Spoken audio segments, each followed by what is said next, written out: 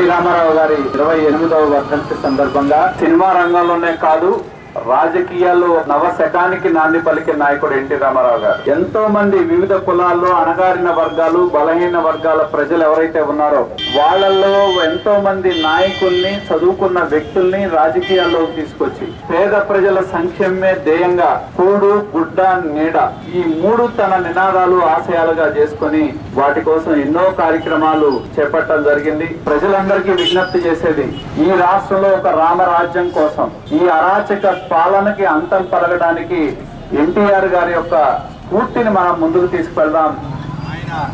మనం ఇచ్చే నిజమైన నివాళి తెలుగుదేశం పార్టీ కార్యకర్తలుగా ఒకటే, మనం ప్రజలతో మమేకమై ఈ అరాచక పాలనకి అంతం పలకడమే మనం ఇచ్చే నిజమైన నివాళి అని చెప్పి తెలియజేస్తూ, జోహార్ ఎన్టీఆర్, జోహార్ ఎన్టీఆర్, జోహార్ ఎన్టీఆర్.